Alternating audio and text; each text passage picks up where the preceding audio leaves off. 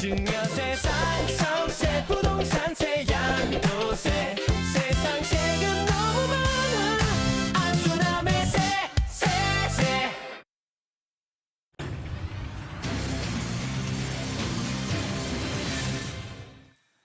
네, 세상의 세금 상식을 세세하게 알차게 전해드리는 안수남의 세세세 시간으로 이어가겠습니다.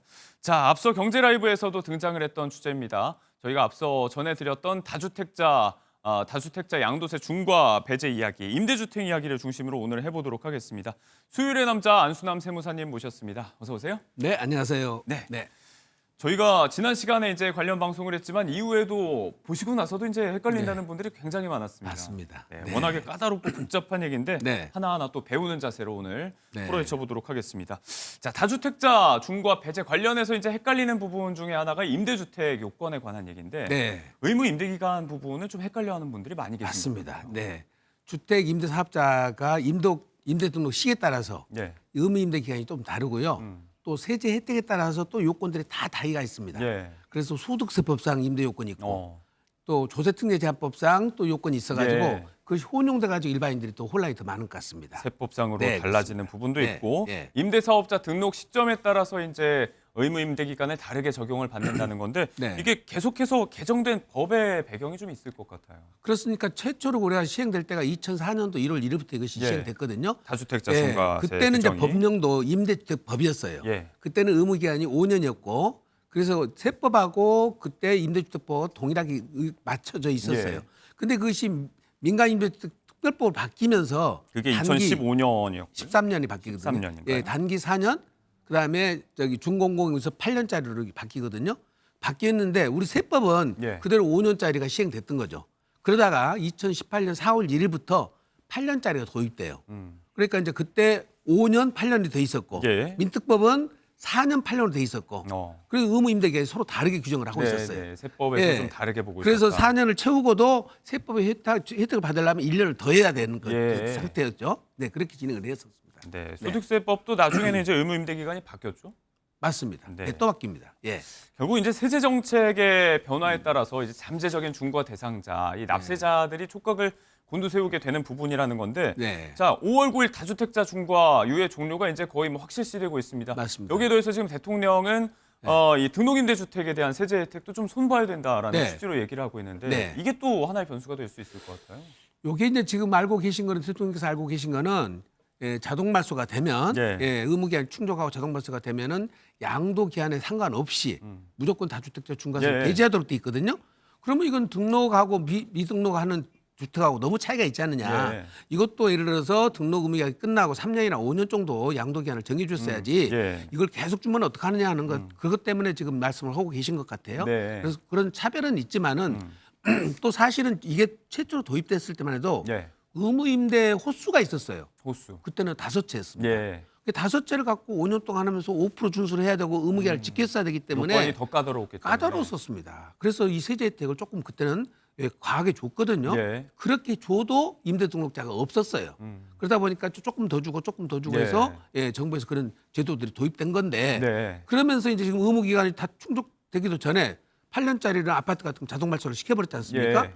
그러니까 자동 말소 시켰는데 이거를 다시 중과세를 해버리면 본인의 의지와 상관없이 중과세가 되는 문제점이 발생한 거죠. 예. 그래서 이제 지금 문제가 있는 겁니다. 정부의 문제의식은 거기에 초점을 좀 맞추고 있는 부분이고 네. 자, 앞으로의 세제 개편 축소가 또 얼마나 될지 어떤 방식으로 정리가 될지는 좀 지켜봐야 될 것 같고 그렇습니다. 일단 중요한 건 현행 기준으로 지금 어떻게 적용되는지를 봐야 비교가 된다는 거죠. 네네. 자, 등록 시점에 따라서 의무 임대 기간이 다르다고 했습니다. 네. 그럼 내가 갖고 있었던 임대주택의 지금 의무 임대 기간이 5년짜리인지 뭐 8년짜리인지 10년짜리인지 이걸 구분할 수 있는 좀 쉬운 방법이 없을까요? 그러니까 지금 민특법이 예. 4년짜리, 8년짜리 있다가 예. 단기 4년짜리를 2020년도에 대대적으로 폐지가? 폐지시켜버립니다. 그리고 아파트 8년짜리도 폐지시켜버리고 네. 전체를 10년으로 바꿔버렸잖아요. 그러다 보니까 2018년 3월 말까지는 5년, 예. 4월 1일부터 2020년 8월 19일, 8월 17일이죠. 네. 8월 17일까지는 8년, 2020년 8월 18일부터는 10년. 이렇게 세 가지로 구분이 돼요. 예. 그래서 본인들이 언제 임대 등록을 했냐에 따라서 의무 기간이 달라지니까 네. 요걸 본인들 꼭 기억을 하셔야 됩니다. 네, 해당되는 구간을 아마 빠삭하게 알고 계실 텐데 한번 확인해 네. 보시면 좋을 것 같습니다. 또 한 가지 꼭 놓치지 말아야 될 것이요. 2018년 9월 13일 이후에 예. 1주택자가 조정 대상 지역에서 추가로 취득한 주택은 예. 세제 혜택을 안 줘요. 어. 이게 본인이 취득 시기를 확인해 보시고 예. 조정 대상 지역으로 지정됐을 때 취득했는지 또 그것도 체크를 해보셔야 됩니다. 네. 네. 일단 뭐 임대 주택 사업자에 대한 세제 혜택이 좀 점진적으로 줄어왔다라는 기조가 좀 보이는데 네, 네. 일단 2018년 9월 13일 9.13 대책이 또 기점이 된 게 맞습니다. 이 이후로 신규 등록된 임대주택에 대해서는 이제 다주택자 중과세 배제가 안 되는 거죠. 중과세 배제도 안 되고요. 네. 종합부동산 합산 배제도 이것도 없어졌어요. 나중에 이제 추징이 되는. 예, 그렇습니다. 그래서 두 가지 혜택을 축소시켜 버렸던 거죠. 네. 자, 여기서 조금 더 헷갈리는 건 이제 법 개정에 따라서 네. 의무 임대 기간이 지금 끝나고 자동 말소되는 주택들 있지 않습니까? 네, 이런 네. 경우가 있고 반대로 그 전에 본인이 선택해서 자진 말소하는 경우도 있었을 네, 텐데. 네, 네. 자, 이 두 경우에도 세제 혜택이 지금 적용 여부가 다른 건가요? 그렇습니다. 네. 자동 말소자는 아까 말씀드린 또 4년, 8년을 다 채운 사람들, 그러고 나서 자동 말소된 것들은 중과세에서는 양도 기한이 제한이 없어요. 예. 근데 자진 말소자들 있잖아요. 예. 의무 기한이 4년, 8년짜리는 2분의 1이 경과된 상태에서 자진 말소를 했으면 어. 자진 말소일로부터 1년 안에 양도를 해야만이 혜택이 예. 주어집니다. 어. 그래서 양도 시기에 제한이 있으니까 네. 요거는 본인들이 자동 말소인지 자진 말소인지 꼭 확인해 보셔야 네. 돼요. 자, 네. 법 개정에 따라서 의무 임대 기간이 종료된 뒤에 자동 말소가 되는 물건들이 있습니다. 이 경우는 지금 이제 양도 기한 없이 다주택자 중과 배제 혜택이 적용이 되는 부분. 네, 네. 그 전에 의무 기간 반을 채우고 나서 자진 말소한 경우는 1년의 기한이 있다. 그렇습니다. 라는 얘기로 정리를 네, 좀 해보면 될 것 같습니다. 네. 자, 저희가 의무 임대 기간을 중심으로 이제 요건 정리를 해봤는데 사실 더 복잡하잖아요. 지금 네. 지켜야 될 게 굉장히 많죠. 맞습니다. 지금 말씀드린 것처럼 의무 임대계만 볼 것이 아니라 예. 제일 중요한 요건이 구청에 꼭 구청에 임대사업자 등록을 연부를 체크를 하셔야 돼요. 예. 근데 구청에 등록들은 많이 하셨는데 세무서에 사업자 등록을 빠뜨린 경우가 있어요. 예. 그래서 구청에 등록하는 것, 어. 그다음에 세무서에 등록하는 것 이게 지금 별개군요. 주택임대 사업자 등록이 있고 사업자 등록이 따로 있는 거예요? 따로따로 있습니다. 네네. 지금 이제 초창기 있다가 중간에는 통합해서 할 수 있도록 예. 구청에는 하면 세무서에 자동 통지 가도록 돼 있었어요. 네. 근데 거기다 체크를 하게 돼 있었는데 체크가 누락되면 또 빠지는 경우가 있었어요. 그러니까 본인들이 꼭 확인을 하셔야 됩니다. 지자체와 세무서로 네. 모두 가야 하고. 네. 그리고 임대 기간 중에 그 5% 임대료 상한율을 꼭 예. 지키셔야 되는데 물론 구청에서 5%가 넘으면은 반려를 했었어요. 예. 근데 일정 기간 그렇게 요건을 검토를 해주신 구청이 있는가 하면 예. 검토를 안 하시는 분도 있습니다. 그냥 모르고 이제 5% 이상 인상을 한 경우도 있을 수 맞습니다, 있다. 맞습니다. 네. 그렇게 해갖고 이제 받아버렸을 경우에는 그 경우에는 이제 사실상 이제 지금 한 번이라도 그것이 상한율을 위반했으면은 예. 탈락이에요. 아, 그렇군요. 예. 그걸 제외하고 다시 5년 충족하고 이게 안 됩니다. 네. 그게 중요하고. 그다음에 이제 마지막에 요게 이제 다주택 중과세 규정에서 제일 중요한 것은 제일 중요한 거. 임대 개시 당시, 네. 임대 개시 당시 그 주택 공시 가격이 준수해야 돼요. 가격 요건이 있는 거. 가격 요건이 있습니다. 네. 그게 수도권은 6억, 네. 그다음에 지방은 3억이었거든요. 예. 이 요건까지 꼭 충족을 해야만이 네. 가능합니다. 네. 자, 가장 중요한 부분이라고 강조를 해주셨습니다. 이제 주택 공시 가격을 기준으로 가격 요건 네. 수도권 6억, 비수도권 3억 이하를 네, 말씀하셨는데, 네. 자, 이게 중요한 게 이제 가격에 대한 것도 그렇지만 임대 개시 시점이라는 것에 대해서 좀 모호함을 느끼는 분들이 네. 계실 것 같아서 네. 이게 뭐 취득한 시점인지 아니면 말씀하신 이제 임대 사업을 등록한 시점인지 혹은 임대인이 들어온 시점인지 언제를 얘기하는 건지 헷갈리게 돼 궁금해요. 있는데요. 우리 세법은 명확하게 돼 있어요. 예. 구청에 임대사업자 등록한 날짜, 예. 그다음에 세무서에 사업자 등록한 날짜, 그다음에 실제로 임대가 개시된 날짜. 네. 이 세 날짜 중에서 제일 늦은 날짜를 어. 기준으로 판단합니다. 네. 그래서 이 세 날짜를 다 꼼꼼하게 따져 보셔야 됩니다. 그러니까 주택 취득 시점은 아니고 네, 네. 등록 시점과 실제 세입자가 들어와서 임대가 시작된 시점 가운데 더 늦은 날짜로 맞습니다. 골라서 네, 한다. 네, 네. 알겠습니다. 가격 요건 말고 뭐 면적 제한 이런 것들은 없나요? 이거는 이제 아마 임대주택 종류에 따라서 조금씩 그렇습니다. 다를 것 그때 이제 같습니다. 건설 임대가 있었고 예. 매입 임대가 있었는데 지금 제가 설명하고 있는 것은 대다수 매입 임대예요. 예. 건설 임대는 땅에다가 본인들이 지는 사람들 말씀하시는 들은 건데 그때 매입 임대는 한 채만 있어도 되는데 예. 건설 임대는 두 채 이상 해야 돼요. 예, 요건이 다르고요. 예. 그다음에 건설 임대는 면적 기준이 있어요. 면적 기준이 예, 있어요. 예, 건물은 298제곱미터, 그다음에 땅은 149제곱미터 이상 네네. 예, 이하로 이제 제한이 있는데 네. 매입 임대는 건물 면적 제한은 없습니다. 가액 제한만 있고 호수도 네. 한 호 이상만 하면 되도록 예, 그렇게 간단하게 돼 있었습니다. 저희가 네. 지금 이야기하는 대다수의 등록임대주택에 관해서는 이제 매입임대주택이기 때문에 면적 맞습니다. 제한은 없다라고 정리를 좀 해보면 될 것 같고요. 네, 네. 이런 부분도 하나 짚어보면 좋을 것 같습니다. 이제 네. 공시가격 요건을 이야기했지만 네, 네. 일부 이제 6억 원을 넘는 임대주택들, 강남의 네. 아파트는 대개 이럴 텐데 네, 네. 자, 이 경우에도 지금 혜택을 보고 등록을 하는 경우가 있다는 거예요. 이건 어떤 경우인가요? 이게 근거법이 다른데 예. 이제 일반인들한테 구분하기 위해서 제가 지금까지 말씀하신 것은 장기임대주택은 네. 다주택자 중과세 규정, 종합부동산 세택, 예. 거주주택 비과세 이런 것들을 받는 거는 소득세법의 규정에 따르도록 돼 있어요. 거기 따르는 매입임대주택은 지금 가액 기준을 적용받는 거고 예. 그다음에 조세특례 제한법의 혜택이 또 하나 있어요. 네. 그거는 국민주택 규모 이하로서 1호 이상을 예. 8년 이상 장기임대를 주면 8년짜리는 장기보유 특별임대를 50%, 예. 10년짜리는 70%를 해주도록 돼 있는 그 당해주택에 대한 네. 세제 혜택이죠. 예, 그 혜택은 따로 조세특례 제한법이 있었는데 거기는 가액 기준이 없어요. 아, 그렇군요. 예, 가액 기준이 없고 면적 기준만 있다가 네. 가액 기준이 중간에 나오거든요. 언제 나오냐면 2018년 9.13 조치에서 네, 나와요. 93 대책 때. 네, 그래서 9월 14일 이후 취득한 거는 면적 기준에다가 가액 기준까지 이제 동시 적용되는데, 네. 네, 그러다가 지금 8년짜리가 아파트 같은 경우는 자동 말소 시켜버렸지 않습니까? 네네. 그러니까 10년을 갈 수는 없죠.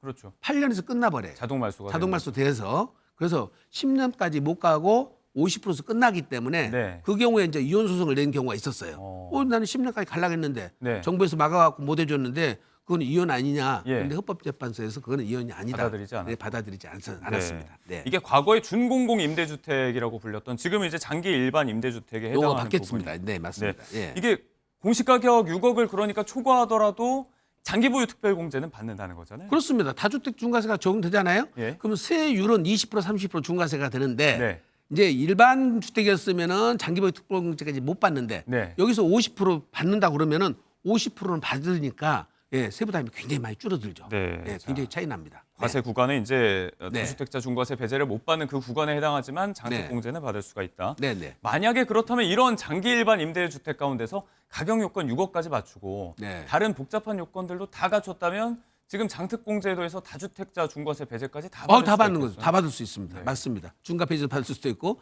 지금 장기보유 특공제를 50%까지도 받는 것도 네. 예, 두 가지 다 받을 수가 있습니다. 자, 이런 예, 최적의 요건을 꼼꼼히 따져 보셔야 되겠죠. 네, 이런 최적의 조건에 해당하는 네. 경우도 있다는 겁니다. 네. 자, 지난 문재인 정부 때였죠. 2018년, 2019년까지 민간 네. 임대주택 사업 제도가 활성화되면서 집중적으로 이제 이 시기에 임대 등록이 많이 이루어졌고 네. 이제 8년이 지나서 올해부터 말소돼서 나오는 물건들이 많다는 거예요. 네, 이 가운데 네, 이제 네. 문제가 되는 건 아까 우리가 살펴봤던 대로 9.13 대책 이후에 네. 장기보유 특별공제를 받을 수 없는 아파트들에 대한 이야기일 텐데 네. 앞서 말씀하신 이 배제도 안 되고 그다음에 맞습니다. 종부세도 합산이 되는 경우가 있을 것 같아요. 네, 네, 네. 이런 분들은 대비책이 좀 필요할 것 같은데요. 그런데 좀 비교를 해보긴 해보셔야 됩니다. 네. 지금 8년을 다 채우고 5월 10일부터는 다주택 중과세가 적용돼 버리니까 네. 세율은 중과세 적용되지 않습니까? 예. 그러면 중과세율은 적용받고 50% 장독공제를 받을 수가 있는지 네. 그 세금하고 음흠. 그다음에 우리가 5월 9일 이전에 지금 4년은 경과됐으니까 예. 자진할 수 있는 권한이 있거든요. 네네. 그리고 지금까지 종부세는 추징은 안 당해요. 음.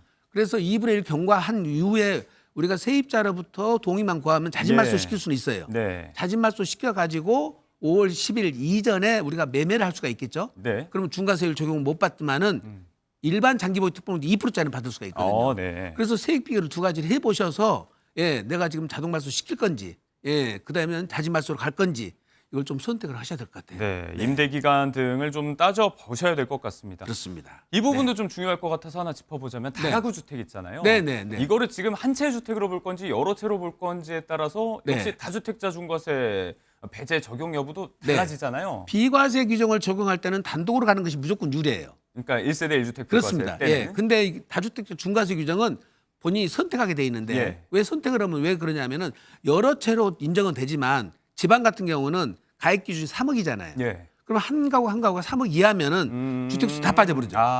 전체로는 3억 넘더라도 몇 채가 되더라도 가구당으로 3억이 미하는 네. 예, 그거는 제외적으로 들어가기 때문에 네. 본인이 선택하도록 돼 있습니다. 저희가 지난 시간에도 짚어봤던 부분이죠. 공동주택으로 네. 본다면 네. 지방은 3억 원 이하, 네, 공시가격 3억 원 이하의 다주택자 중과 배제가 된다는 점까지 짚어봤습니다. 네. 자, 저희가 오늘 이야기 쭉 정리해 보니까 앞으로 정책 변화의 가능성도 있고 네. 이렇게 임대주택 갖고 있다는 것만으로 안심할 수는 마냥 없을 것 같은데 네, 네. 자, 대비해야 될 포인트 마지막으로 하나만 짚어주신다면요. 하나가 아니고요. 이게 하나가 굉장히 아니에요? 중요한데 첫째 보유기간 중에 5% 상환율 꼭 지켰는지 확인해 보셔야 되고요. 네네네. 그다음에 임대 개시 당시 6억, 3억 가입 기준. 이 요건들 지금 네, 하나하나 맞습니다. 따져봐야 네. 된다는 이야기. 그다음에 내 의무 임대 기간이 5년짜리인지 8년짜리인지 10년짜리인지. 네. 그다음에 마지막에 제일 중요한 건데요. 9.13 조치 이전에 산 건지 네. 이후에 산 건지 그때 내가 1주택을 갖고 있었는지 네. 2주택자였는지 꼭 체크를 하시고 네. 더 중요한 거는요. 이 임대주택과 관련된 거는 세무사님 세 분하고 꼭 상담하셔야 됩니다. 세 분이 필요하다. 세 분하고 꼭 상담하셔서 실수가 안 나와야지 큰일 납니다. 이거는. 네. 네. 자, 전문가 상담도 꼭 필요하다는 말씀까지 해주셨습니다. 네. 참 어려운 얘기인데 다주택자 양도세 중과 배제에 관한 이야기 또 솔솔 나오는 세제 혜택 축소에 관한 이야기까지 임대주택 이야기를 중심으로 풀어봤습니다. 안수남 세무사님과 함께했습니다. 고맙습니다. 네.